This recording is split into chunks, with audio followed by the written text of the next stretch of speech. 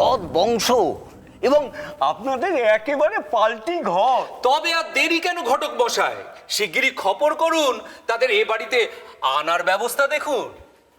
তা নয় দেখছি, কিন্তু আমার যে আর আফসোস রাখার জায়গা পাচ্ছি না সাহেব মশাই। কেন আফসোস কিসের ঘটক মশাই? না না, আমি বলছিলাম কি, মানে এর চেয়ে ভালো ভালো পাত্র আমার হাতে দুদিন আগেও ছিল। তারা সব রূপে গুণী, এক একজন হীরের টুকরো।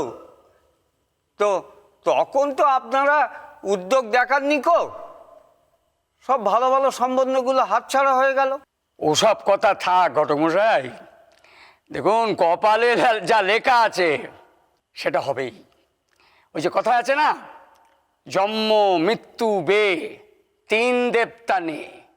তা আমি বলি কি, বরং ওই পাত্রই দেখুন। ঠিক বলেছেন বাবা, একদম ঠিক বলেছেন। দেখুন, আমার একটি মাত্র কন্যা, সে সুখে থাকুক, ঈশ্বরের কাছে আমার এইটুকুই প্রার্থনা। ভালো ঘর, ভালো বর, শুদ্ধ এইটুকু। ও কে বাবা? ও কাকে দেখলু? ওরা দুজন মিলেমিশে এক হয়ে গেল কি করে?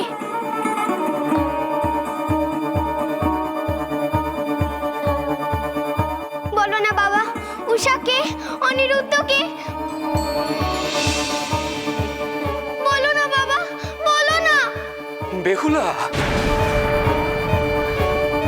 বেহুলা, কি হয়েছে মা? বল আমায়, কি হয়েছে? বলো না বাবা, ও কে? ও কাকে দেখলু? কে আমার ঘরে এসেছিল? কে আমাকে অমন করে ডাকছিল? আমাকে তার কিসের দরকার? বলো না বাবা। বেহুলা, এ কি বলছিস কি তুই? শান্ত হ, স্থির হ। আমার কথা শোন শোন দিদি ভাই, নিশ্চয়ই ঘুমের ঘোরে তুই। না দাদু, আমি যে স্পষ্ট দেখলুম, স্পষ্ট শুনলুম তার কথা। তাহলে হয়তো তোর দাদারা কেউ। না না দাদু, দাদারা কেউ না, গা ভর্তি গয়না পরা পুরুষ মানুষ, যেন স্বর্গ থেকে নেমে এসছে গো। তারপর সেই পুরুষ মানুষটা সেই ছেলে হয়ে গেল। হ্যাঁ, কোন ছেলেটা?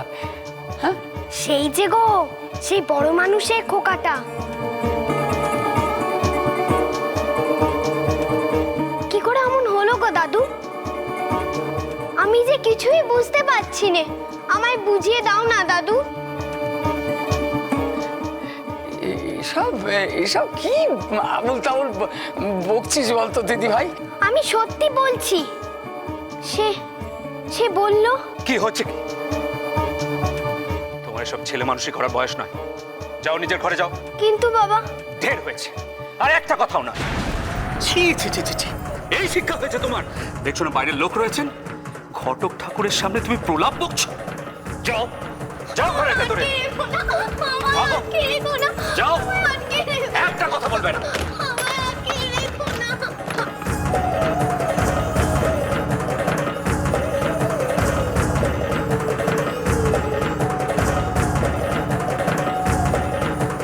বেহুলা মা তো প্রলাপ বকছে, মানে মাথার ব্যামো ট্যামো হলো না তো? না না, মানে আমি বলছিলাম কি, ছেলে মানুষ তো হয়তো কোনো স্বপ্ন টপ্ন দেখেছে, কি বলেন? ঘটক ঠাকুর, আপনি আপনার কাজ করুন, যত শিগগির সম্ভব সম্বন্ধ আনুন, আমি বেহুলার বিয়ে দেব। ঠিক আছে।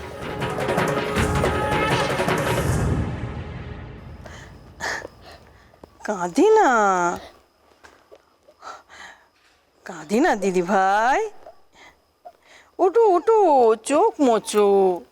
তুমি আমার লক্ষ্মী দিদি ভাই। না, আমি লক্ষ্মী মেয়ে নই ঠাকুমা। তাহলে কি আর বাবা আমাকে অমন করে বকতো?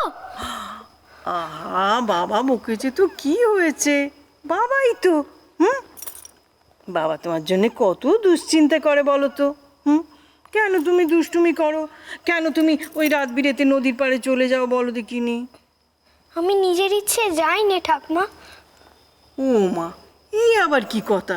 হ্যাঁ, দেখ না দেখ, তুমি চলে যাচ্ছ নদীর পাড়ে, তোমাকে ঘরে ধরে বেঁধে রাখা যাচ্ছে না, এখন আবার তুমি বলছো নিজের ইচ্ছে যাওনি। আগে নিজেই যেত, কিন্তু এখন মনে হয় ওই নদীর পার সভ্যতা আমায় টানছে। ওই গাঙ্গুর যেন আমার খেলার সাথী, আমার মিতে। কতদিনের সম্পর্ক ওর সাথে আমার, না চাইতে বারে বারে আমি ওদিক পানে চলে যাই। সত্যি বলছি ঠাকমা, বিশ্বাস করো। এ কি আশ্চর্য কথা কইছিস লা? হ্যাঁ, গাঙ্গুর নদী তোকে টানে? এ কি স্বপ্নে সে কথা? হ্যাঁ, শুনে তো একেবারে আমার গায়ে কাঁটা দিচ্ছে। হ্যাঁ গো ঠাকমা, সেই যে সেদিন হ্যাকা গয়না পরা মেয়ে মানুষটা যখন জল থেকে উঠে এলো, তখন থেকে অমনটা হচ্ছে। জল থেকে মেয়ে মানুষ উঠে এসেছে? এ কি অলক্ষণে কথা লা? আহা দিদি ভাই, এইসব অনাচ্ছিষ্টিক কথা বলে আমাকে আর ভয় দেখাস নে। ভয় তো সেদিনকে আমিও একটু একটু পেয়েছিলাম গো ঠাকমা, যখন দেখলুম ওই মেয়ে মানুষটা দেওয়া মলজোড়া ঘরে এসে পদ্ম ফুল হয়ে গেল গো। সেই যে ভেলকি জানে গো ঠাকমা। রাম রাম রাম রাম রাম রাম রাম রাম। এ ঠাকুর ঠাকুর, আমার নাতনির উপর থেকে এইসব ভূত পেরেত অপদেবতার ছায়া তুমি সরিয়ে দাও ঠাকুর, সরিয়ে দাও। মিছে কথা, সব মিছে কথা বলছে মা। একটার পর একটা অন্যায় করে যাচ্ছে আর তোমাদের কাছে বানিয়ে বানিয়ে গল্প কথা শোনাচ্ছে, এমন করে বলছে যাতে আমরা ওর কোনো দোষ না ধরি।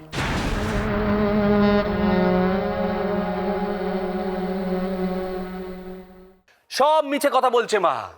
একটার পর একটা অন্যায় করে যাচ্ছে আর তোমাদের কাছে বানিয়ে বানিয়ে গল্প কথা শোনাচ্ছে, এমন করে বলছে যাতে আমরা ওর কোনো দোষ না ধরি।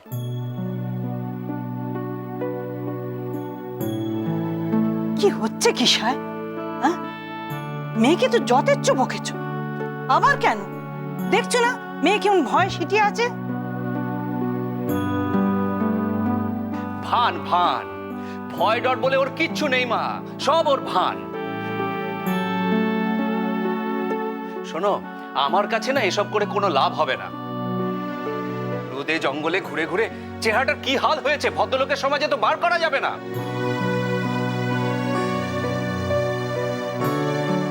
মা তোমাকে বলে দিচ্ছি, ওকে ঘষে মেজে ঠিক করে রাখো। কালকে সাঁঝের বেলায় পাত্রপক্ষ দেখতে আসবে, সে সময় যেন ঠিক মতো থাকে।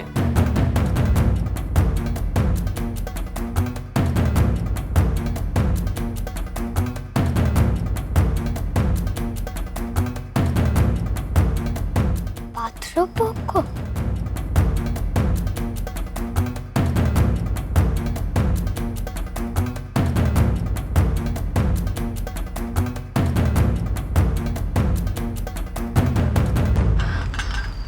মনুষা, মনুষা,